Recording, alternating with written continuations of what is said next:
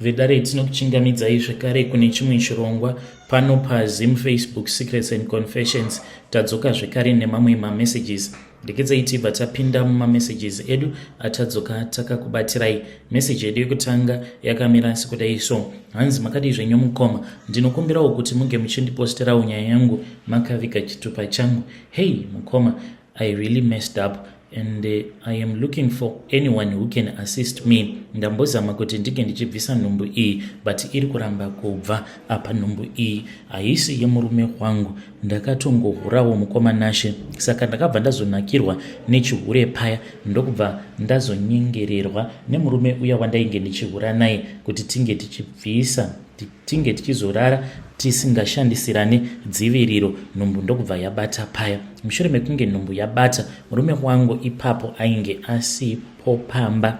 He had gone out kumakantri. Ndiri kuraramawo ndiri kunoku kuSouth Africa. Saka nhumbu iyi mukoma, it was very funny because ndakabva ndatevera. Saka pandakatevera I never thought kuti ndainge nditori nepamoviri. The following month as well ndakabva ndatevera zvekare. Mukoma Nashe, by the time pandakazofind out kuti ndainge ndiine pamoviri, musi wacho iwoyo ndakatoenda ndikatonotenga chisupeki changu. Ndakati ndiri busy kubika ndo pandakangonzwa ndichida kurutsa, ndikati zvimwe kuda inyongo. Mukoma ndokubva ndarutsa paya kuzoti ndinge ndichinodya kudai chikafu chingapinda. Kubva ipapo mukoma ndo pandainge ndava kungoti kana ndikangonzwa panenge pachingobikwa huku ndobva ndatorutsa, ndikatoziva kuti apa ndainge ndiine pamoviri. Ndakabva ndaenda ndikabva ndanotenga pre-test kunodai mwanikwe kuti ndainge ndiine pamoviri. Ndikabva ndatoziva kuti yainge iri nhumbu yandainge ndakapiwa nechikomba. Saka chikomba chitozvizivi kuti nditori nepamoviri.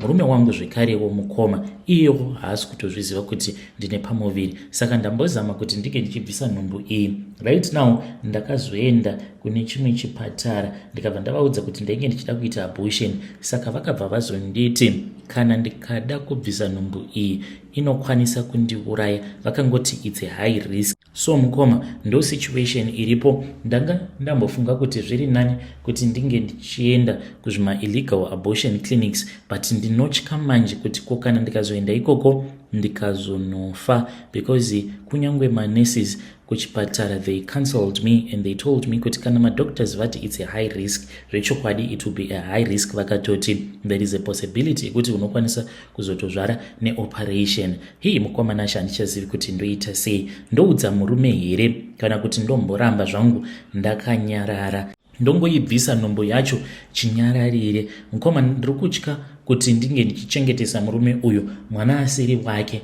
because mazuva ano zvava kutyisa kukana akangokaruka afunga kuti regai ndinge ndichimboenda kuma-DNA ndingazonyarira pai mukoma, because so far so good. Ndiri kunyatsokuita chihure changu chiri very smart chekuti kana murume haatomborina kana suspected or because kana mafoni numbers echikomba handitomborina. Titori nenzvimbo dzedu dzekuti tinotongonosangana mukoma even for 10 minutes tinenge tatovaka bonde redu tobva tatoparadzana. Only kana murume wangu asipo ndipo pandinokwanisa kunyatsokuwadzana nechikomba changu. Please mukoma, kana mukandiposterawo nyaya yangu ndiziviseiwo, ndichange ndichizotevererawo ndiri mucomment section. Hey, vedare ndo message iyo yandakatumidzirwa ichibva kuna vahanzvadzi vedu. Ngatizame kuti tinge tichitaura navo vahanzvadzi vedu. Hey, pakaipa kuna nachiremba, please tibatsiriwo mucomment section kana vichinzi havakwanisi kuti vange vachizoita an abortion because it is a high risk pregnancy. What is the meaning of that? Tibatsireiwo mucomment section. Vanzvadzi, musabvisa nhumbu iyoyo nekuti chivi pamberi paMwari.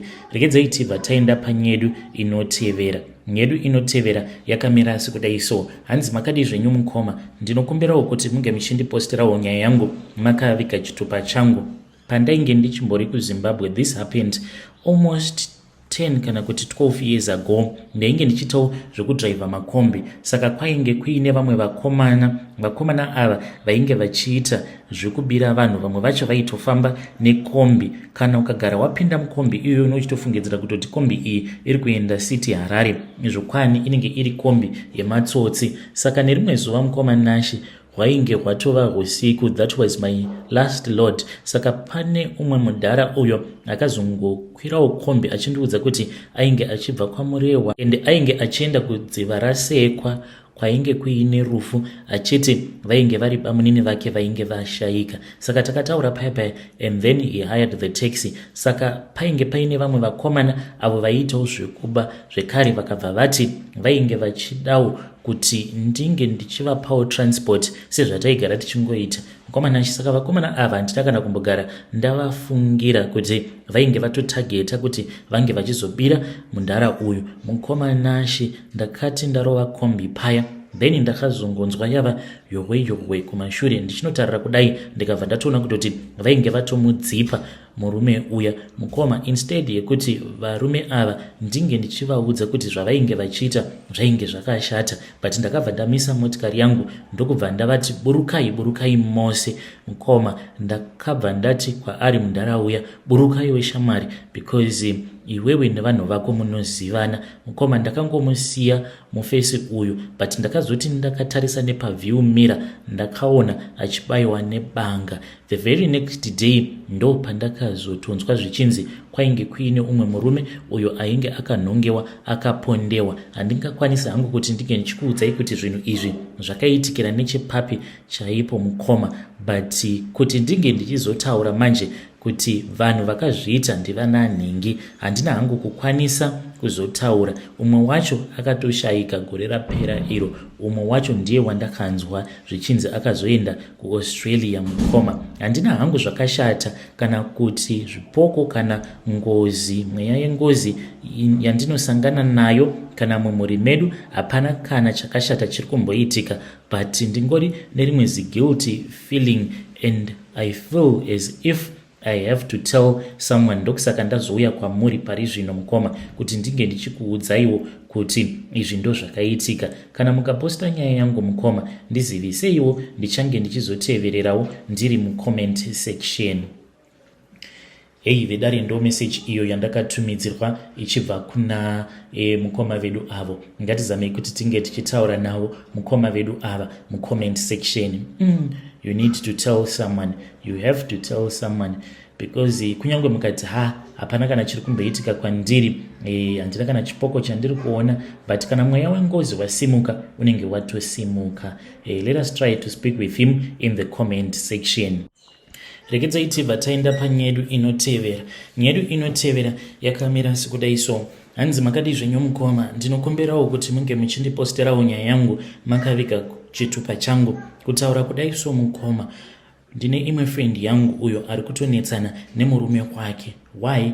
Because ndakangorwadziwa so neka life kake ako kaari kurarama. Saka pandakauyawo kuno kuSouth Africa ndainge ndichiri kugara nemurume wangu, iye akabva azotanga kuita zvemahure nemuno mujoni ndokubva tazorambana paya. Saka I have been living as a single woman, but even though ndichimboitawo zvemujolo hapana kapaungazongoti single life. So mukomanashi ndakazoti ndiri paFacebook one day ndopandakazongoona imwe friend yangu. I then sent her a friend request, tikabva tatanga kutaura tose like she was my best friend ku high school. So akabva atonditi vasikana, I have been looking for you. Ndikabva ndati inini the reason as to why you could not search for me, it is because I was using another name like my nickname instead of my first name and surname. Takataura paya tikakurukura ndokubva tatanga kutaura paWhatsApp zvekuti takabva tazoita very close. Aingoti murume wake kana akangobuda akaenda kubasa tototanga kutoita mavideo calls because iye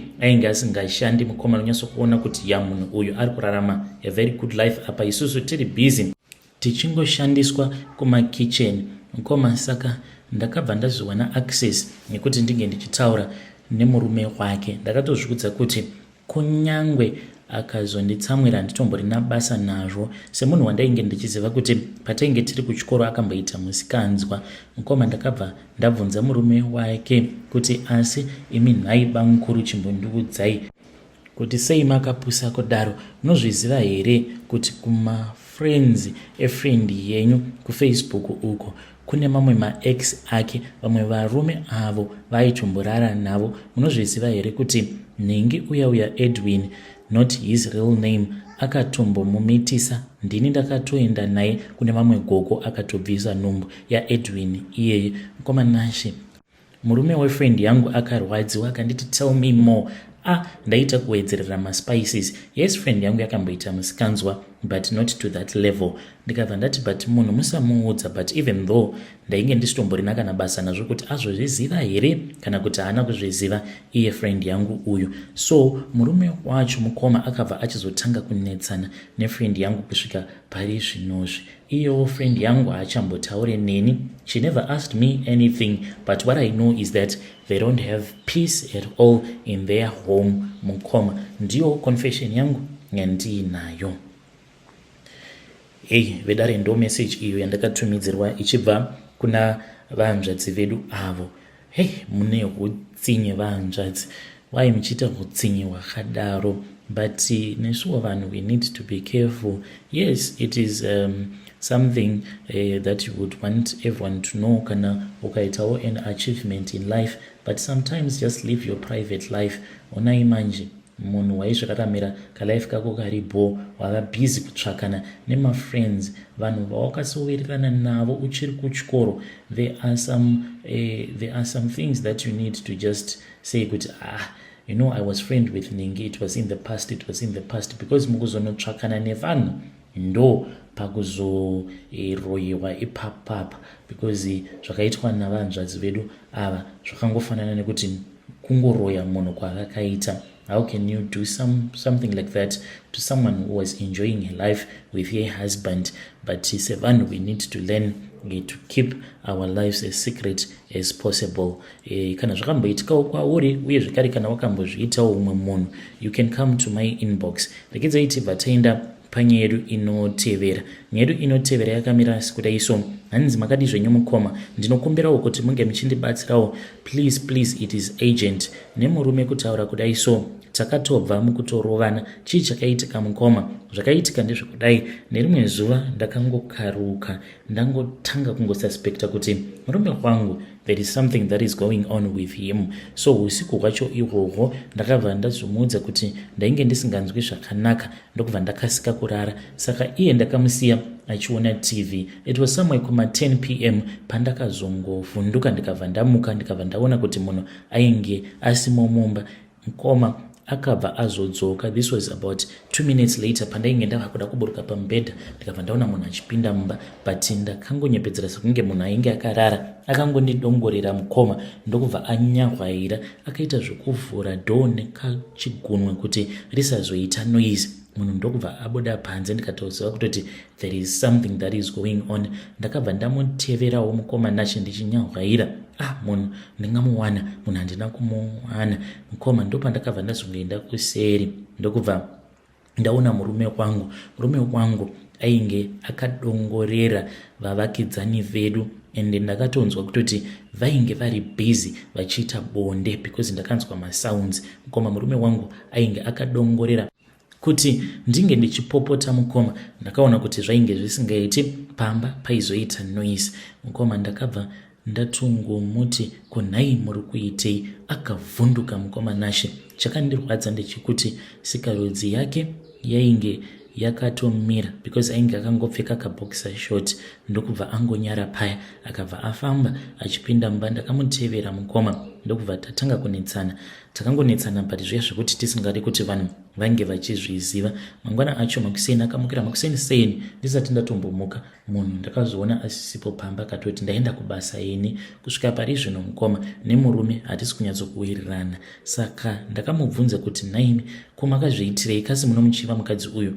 Iye murume wangu ari kunditi akatanga kuzviita zvinhu izvi zvekustoka vanhukadzi kubva achiri mwana mudiki. Hanzi pavainge vachiri kufudza mombe aitosiya vamwe vari kumafuro, then obva atouya kurwizi, obva ataimira vakadzi nevasikana vanenge vachiuya kurwizi kuzogeza. Kunyangwe ini hanzi patakatanga kudanana aitoti paya kana taparadzana usiku aikwanisa kuzongouya obva atongodongorera kana kungouya obva angomira akateerera achida kunzwa kuti handina vamwe vanhu here vandinenge ndichitaura navo. Kunyangwe kune imwe kambani yaakamboshandira mukoma iye anototi hanzi ndo zvakazoita kuti ange achizodzingwa izvozvo because akazobatwa umwe mukadzi mushure mekunge apinda mutoilet, iyewo ndokubva atevera akabva azobatwa akateerera munhu ari mutoilet,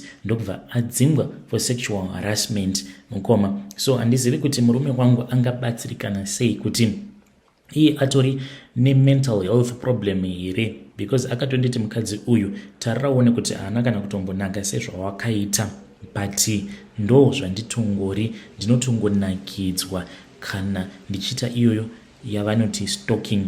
Please ndibatsireiwo muri yeZimbabwe. Zvinhu zviri kuitwa nemurume wangu uyu hazvisungisi here? Zvimwe zvacho ndinototya kutozvitaura, like akatoti kunyange muraini matinogara dzimwe nguva anokwanisa kutoenda kana panext obva atonovadongorera vanhu ava. Vamwe anoti anovasvikira vari pakati pekusika bonde, vamwe vanenge vakatogara zvavo vachiita nyaya obva atotanga kutoteerera nyaya dzavanenge vachiita, ende anotokwanisa kutoita chimhandara maoko achiteerera vanhu ivavo vanenge vachiita nyaya dzavo vari murume nemukadzi kana kuti vachisika bonde. Zviri kundityisa kani munhu uyu haazopedziseri aponda vanhu here kana kuti ozopindira munhu obva abata munhu chibharo. Ndibatsireiwo muri yeZimbabwe, ndichange ndichizotevererawo ndiri mucomment section. Vidare ndo message iyo yandakatumidzirwa ichibva kuna vahanzvadzi vedu avo. Inini maonero angu kuna zvinhu zvakadaro vahanzvadzi. There is nothing that is like that. Mukoma ava vatori ne big problem, maybe mental problem sezvamataura, ende mazuva ano zvava kunetsa, munenge muchingoti munhu wava kupenga, izvo munhu anenge achitozadzikisa mhiko dzake. Asi vedare ngativabatsirei vahanzvadzi vedu ava. Hanzi ndava kutotya kugara nemurume wangu zvimwe kuda iye imhondi. Kana wakambozviitawo izvozvo, you can come to my inbox and you tell me your own side of the story. Zvekuti unoti kana ukanzwa mukadzi achigeza unobva waenda ubva watanga kumudongorera, you can come and tell me, share with me your own side of the story so that we can understand kuti why is it vanhu vachiita zvinhu zvakadaro. Pakaipa.